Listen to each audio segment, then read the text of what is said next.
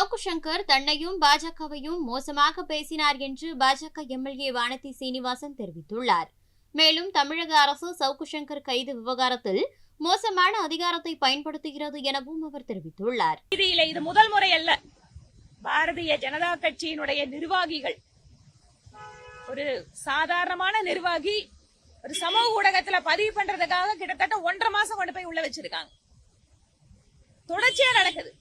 எழுத்தாளர் பத்ரி சேஷாத்ரி, அதுக்கப்புறம் யூடியூபர் மாரிதாஸ், எங்கள் கட்சியினுடைய நூற்றுக்கணக்கான நிர்வாகிகள், அரசு தொடர்ச்சியா அதை பண்ணிட்டு இருக்காங்க. தமிழக அரசு இப்போ அவரு திரு சவுக்கு சங்கர், அவர் எங்களை பண்ணாத ஒரு விமர்சனம் கிடையாது.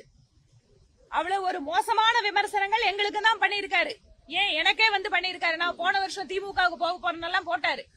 ஆனா என்ன இதுல பாக்கணும்னா, தன்னுடைய அதிகாரத்தை எந்த அளவுக்கு ஒரு மாநில அரசு துஷ்பிரயோகம் செய்கிறது,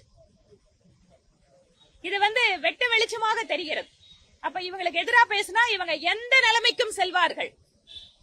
அது ஊடகமா இருந்தாலும் சரி, எதிரில் இருக்கக்கூடிய கட்சிகளாக இருந்தாலும் சரி, இந்த அரசு இவ்வளவு மோசமாக அதிகாரத்தை பயன்படுத்துகிறது என்பது ஜனநாயகத்திற்கு விரோதமானது.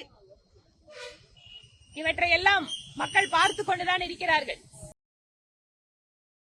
செய்திகளை உள்ளது உள்ளபடி தெரிந்து கொள்ள ரெஃப்ளெக்ட் நியூஸை சப்ஸ்கிரைப் பண்ணுங்க.